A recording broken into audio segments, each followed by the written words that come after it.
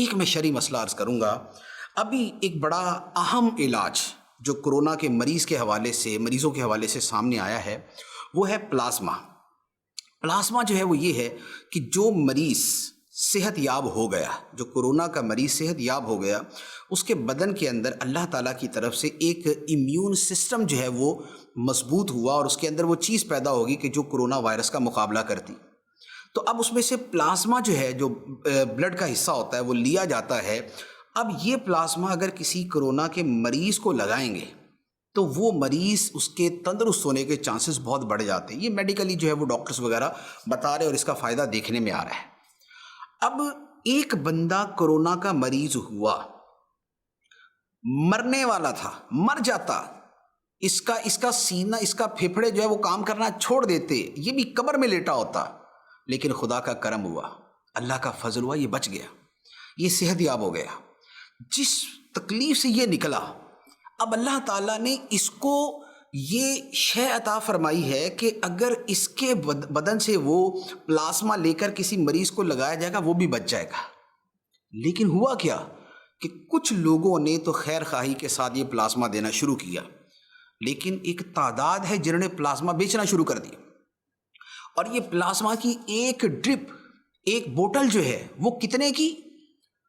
2 لاکھ، 4 لاکھ، 5 لاکھ، 10 لاکھ روپے تک بک رہی ہے۔ کوئی یعنی آپ غور کریں کہ بندہ موت کے منہ سے نکلا ہے، اب تو اس کو خوف خدا ہونا چاہیے اور یہ لوگوں کی خیر خواہی کرے، لیکن وہ پلازما بیچنا شروع کر دیا، اتنا مہنگا۔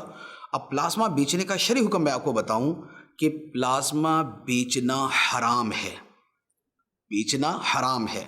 شریعت کا سمپل اصول ہے کہ اعضاء کا بیچنا حرام۔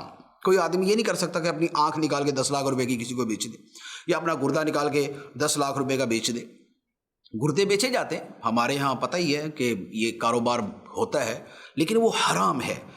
بلڈ پیسے لے کر بیچنا حرام ہے۔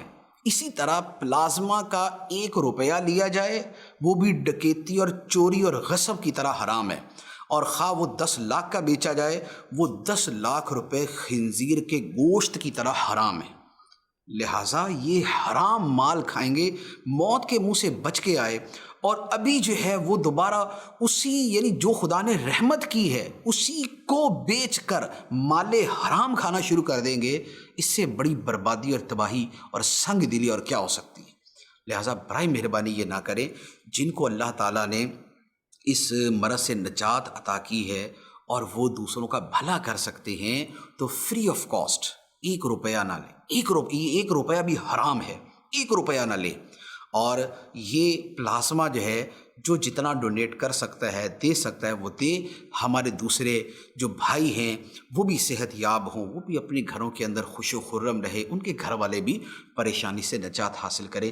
اللہ تعالی ہمیں عمل کی توفیق عطا فرمائے۔